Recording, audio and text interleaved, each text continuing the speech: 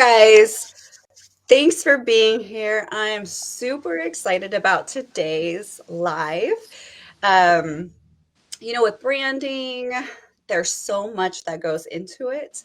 And when I first started my wedding planning business, I just thought it was a logo and pretty colors and that. And then years later, I hired a branding expert and she just opened my eyes to everything that branding encompasses. And it was super important that I understood this because I was bringing team members on and I wanted them to understand my brand. And for that to happen, I had to understand my brand like really, really well. And not just the pretty stuff, the outside stuff, but like the inside stuff, like your mission statement and your vision statements, your branding voice and all that good stuff. So I am really excited that we have Erica here today to tell us what the foundations are and, let us know all that fun stuff. So, hey, Erica. Hi. Hi. So, for everybody just popping in, Erica is a brand designer and strategist who creates logos, websites for the female small business owner. She has spent the last 15 years in the corporate world creating brands and 4 years specializing in small businesses. And of course, she has a passion for weddings because she planned her own and designed her own wedding. So, welcome. Yeah, so I did not expect to become a small business owner myself. I just kind of got into it. Like Valerie said, I planned my own wedding when I got engaged to my husband. He's an accountant, so he's really big in the numbers. And I, being the designer that I am, wanted this gorgeous Pinterest wedding. So to kind of offset the cost, I was like, money in, money out that he never has to see. Let me do some freelancing on the side. So I started developing brands. I'd already been specializing in style guides for my corporate world, but really doing small business owners. And I started to get like this huge spark in me of bringing everybody's vision into their brand. So, tell us all about the branding or foundations of branding, what we need to Yeah. know so we don't make any of those big mistakes as we build our business. Yeah, definitely. So Valerie, you already made the biggest statement ever is that so many of my clients come to me and they're like, I need my business branded. I just need a logo. And we all know that it's so much more than our logo. That would be like me coming to a wedding planner and just being like, I just need you to plan my wedding, like the reception and show up for the ceremony. There's so much more, right? Like there's the decor, the logistics, the vendors, the colors, the invitations, everything, right? So Right. your brand is exactly like that. It's the entire experience someone has working with you. So it's a pretty big deal. Um, it's all your font choices, your images, your messaging, and your overall style. So it starts when someone starts to meet your brand, like they start to look for you and start to look for your wedding planner, all the way to the point where they're actually booking with you. And then even after their wedding is done, that whole experience of how you thank them is all about your brand. So it's how people connect with you and they remember you and how you want them to overall feel. And we do that by having this like cohesive, strategically created brand. And that's going to what is going to set you apart from your competition. It's going to build that trust factor. I mean, couples are coming to you guys to plan one of the most special days of their lives. So they need to 100% trust you. So I always like to give an example. And because I lived abroad and traveled to so many different countries, I always go to traveling. But let's say that you are planning a trip to go to Chicago and you may have a girlfriend who's from there, or maybe she's gone there a whole bunch of times. You're going to turn to her to ask her, what's the best pizza place that I could go to? Or what tourist hotspot should I hit up? And which one should I completely avoid? Because she's the expert. So you wanted to be seen as that wedding planning expert. So when someone's asked, like, do you know of any wedding planners? Like they're gonna be like, yes, I know Valerie. She's amazing. Like she's got it down pat. Like she's your girl. So having that brand built on strategy is just going to keep you top of mind and memorable. And I do that with all my clients. We really dig deep into the foundation. So you already talked about this a little bit briefly, but like one of the big key steps is figuring out who you are. So we all know that you guys are wedding planners, but you're doing a lot more than just planning a wedding. Maybe you're a wedding planner who specializes in like outdoor weddings, or maybe with the pandemic, you've gotten so amazing at planning and switching gears so fast that you can plan a wedding in no time. Or maybe your couples are your style is like very personal and bubbly, and you know all the Southern etiquette that goes into all the details of a wedding.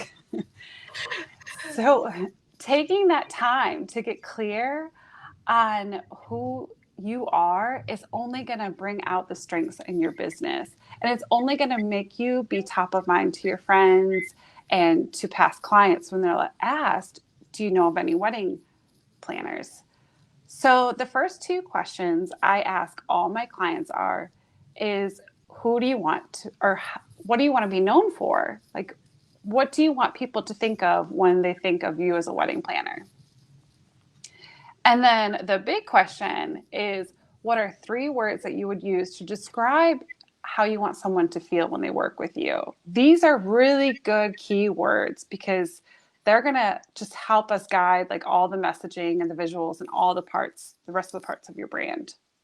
So I would love to know like any of the wedding planners that are here today, like what are your three words? Like if you already know how you want someone to feel, like maybe you want them to feel very loved and that they are working with a friend, or maybe you want to pay like the full creative. And then after you get clarity of who you want to be and how you want to be seen, then we really dig deep on who you want to be working with. And I can't tell you how many of my clients struggle with this. Like, do you guys struggle with this? Like, do you find it hard? And when you hear that word ideal client, you're just like, oh my God, no, I don't want to think about her hair color.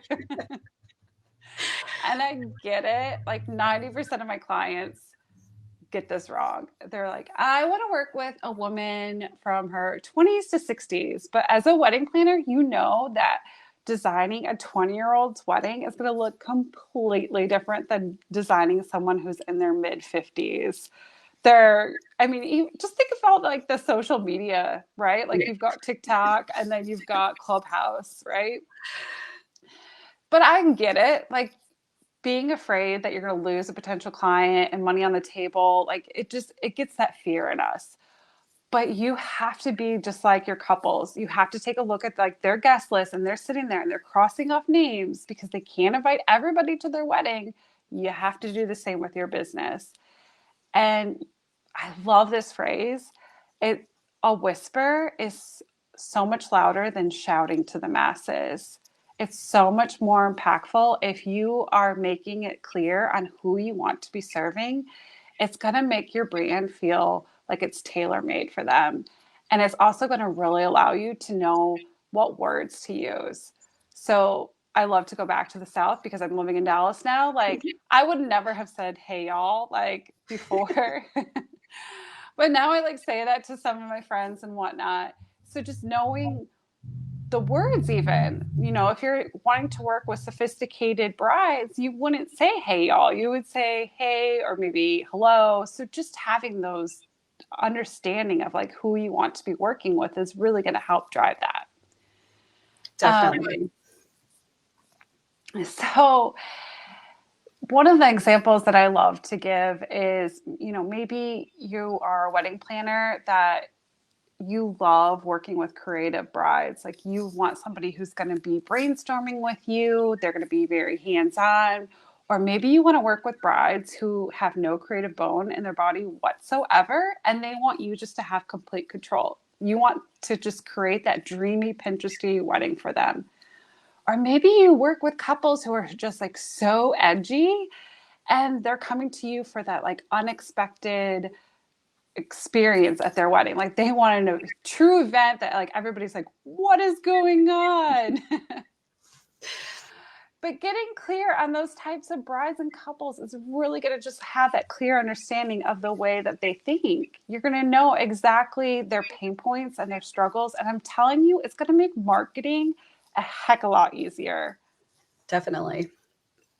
So I would love to know like how many of you know who you want to be serving, and you might not have those clients right now. Maybe you had a client recently and you're like, I really loved working with that couple or that bride. I want to work with more of them. um, Having that understanding of that, like you could even change your business. I've had so many clients who've come to me with rebranding because they're like, I don't like the clients I was working with, and I've started to get a new following, and I love it. Mm-hmm. Um, so, also, what I love to ask them are, what are 3 words that you would say that your ideal client would use to describe working with you, and how do they feel like your brand is? So going back to that grocery store analogy that Valerie, you just said, going into Trader Joe's, yes, it's like a natural grocery store, but it feels definitely different than Whole Foods, right? Like there's definitely that sense of vibe. One's a Mm-hmm. little bit more playful, Trader Joe's is, versus Whole Foods feels more upscale, right? Right. Yeah. But once we figured out those 2 big key parts, those are like the main parts that I feel like just kind of really drive the visuals. And when I'm saying visuals, it's not just your logo, it's your fonts, it's your colors, it's your photos. They all work together to create that cohesive look and feeling for your brand. They're going to be that first impression that they get when they land on your website or your social media graphic or even come to your trade show booth. They're ultimately going to be what drives your client to book with you. When I'm working with my clients, I take all those pieces of their brand story, who they are, who they want to be working with, and really make our visual choices. So a great way to do this is like go onto Pinterest and look up like quotes or inspiration for fonts and start to see, some of the fonts that you like on there. Or you could even do a search for serif fonts or sans serif fonts and see some of the types that are out there. And then the next part that I explore when I'm working with my clients is colors. Colors can really, really make an impact on your brand. And they could be used in your logo again, but also just like the backgrounds of your website, your social graphics, or your marketing. Maybe you have like a welcome packet that you send all your brides. They can really just make somebody feel off. So let's say like you were a very bubbly wedding planner, but using like muted earth tones, light, really pastel colors, that's going to seem so disconnected. That's not going to feel aligned with your business.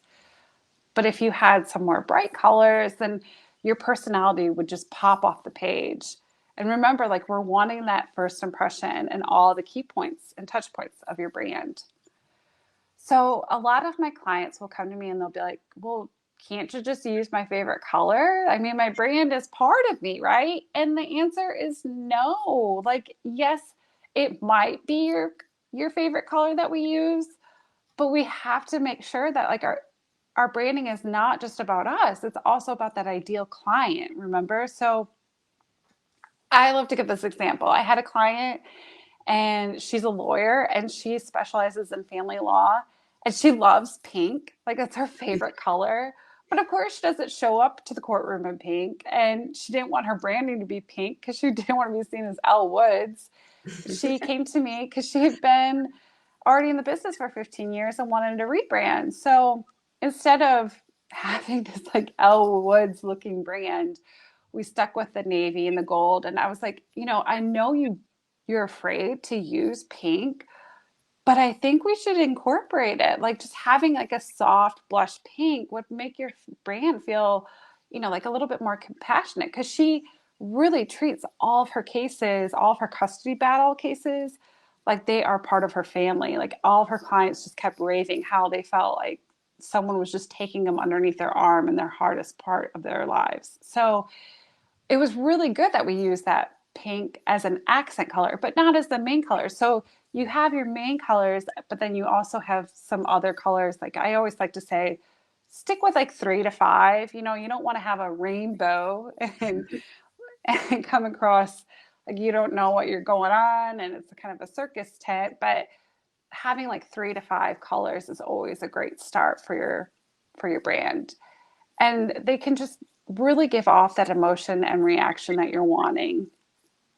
So going back to those 3 words that you would say that you want someone to feel, that's going to help guide you to pick those colors. And when you're picking the colors, you also have to keep in mind there's so many variations of those colors. So I love to go back to blue. Blue is one of my favorite colors. But think of like a light blue that's very calming, it's very peaceful, very relaxing, where more of like a cobalt blue or like an electric blue that's very like bright and energy, and then a navy is very classic and timeless. So you can see like how just like changing even the tone of that color is going to really change your brand. And I mean, as wedding planners, we already know that, or you already know that, because you know like your clients when they have like the colors in their wedding party or the tablecloths, like how much that can really drastically change the look and feel of their wedding. So you just want to apply that same method to your business. Are there any So color hacks that you use or yeah, I have a blog post where I go into like the whole color theory and what each color means. I can share that with you later, but it really just kind of brings back that science. But you can even just like once you know those 3 key words that you want your brand to feel like, you know, type it in like maybe playful color and you'll start to see some of those color palettes. And then once you start to figure out like, okay, I really want that to be my main color, then it's let's stick with like 3 to 5 colors. You know, you have one main color, 2 maybe secondary colors, and then maybe 2 that are accent colors, right? So just like as in a wedding, you have one main color that's kind of taking over and then maybe like an accent. And it's just it also depends like how you want your brand to be perceived. If you want it to be more timeless and classic, the fewer the colors the better. But if you want to have a little bit more personality in it, then you could go up to 5. But really when you're DIYing your brand, the more colors that you have, it could be a little more tricky to know when do I use the right color. So first think of your main color, pick that based on the feeling that you want your brand to really have and your ideal client to have, and then pick colors that you feel like match and coordinate with that main color. So the next part of your brand is all the patterns and textures and the icons and all the little graphic elements that can go with your brand. And this is another part where I see people kind of get it wrong. They will pick something that's super trendy. Like I can't tell you how many times I see a little boho rainbow on someone's social graphic, and I'm like, no, like you're trying to be seen so professional and so like sophisticated. That's not right. But if you want to attract like a beachy or boho weddings, by all means, use a rainbow. Um, you know, just try to avoid all those trendy icons. Like, yes, they could be super cute right at this moment, but going back to like weddings, like you want it to be timeless, right? And you don't want to have to be keep changing your brand on the trend. Like you've got other things to be doing. So just keep in mind those like keywords when you're picking those. And then like the main part also of your brand is visuals. It's going to be your photos. And this is where a disconnect can really start to happen. You'll have like all your social graphic photos, like promoting all the weddings that you've planned. You also have your portfolio on your website.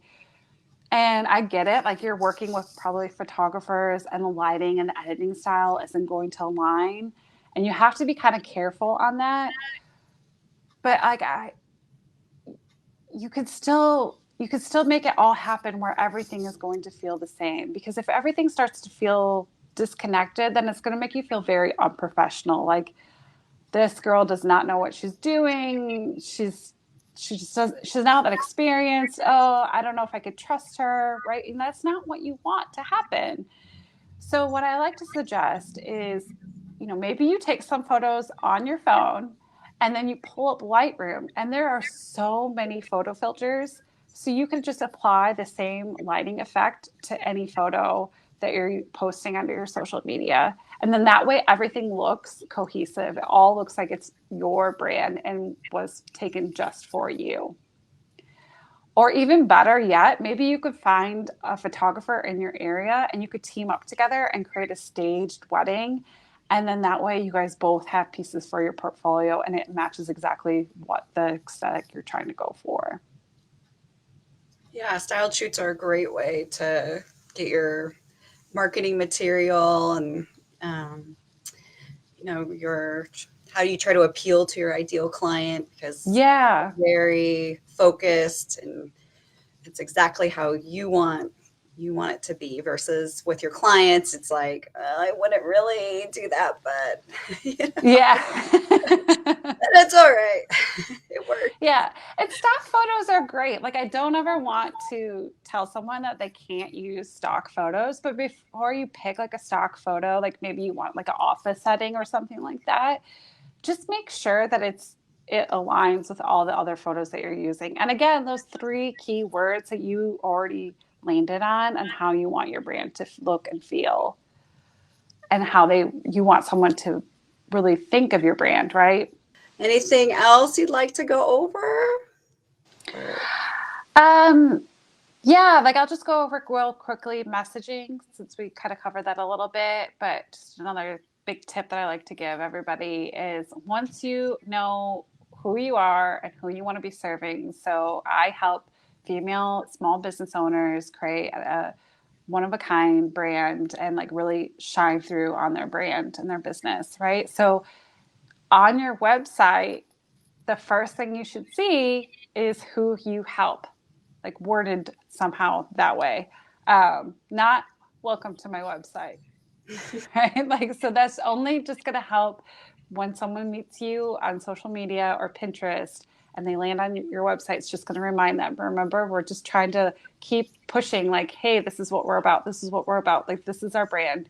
This is how you're going to feel when you work with us. So just keep that in mind when you're writing all your content and you're having all those touch points for your client. Well, I know we were talking about like mistakes too. What are the mistakes you see DIYers do that they're not consistent? Because I see that one. Yeah, they're not consistent. They put way too much into their logo. Their logo is not easily able to be read on different platforms, like so on their business card, on their trade show booth. It can't be scaled down real small. Like there might be like a lot of flowers or patterns or whatnot. And just not using colors. So you'll have your main color, but then remember I talked about you have a secondary color. Those are going to be the colors that you use on like backgrounds, and just kind of they give that a little bit more depth to your brand. And then you have your accent colors. So those are going to be great to use for buttons on your website for someone to click on, or maybe they'll be in your brand photos as like a little pop of color, a little accent here and there. Another mistake that I see is just, like I mentioned before, is just picking fonts that can't be read easily.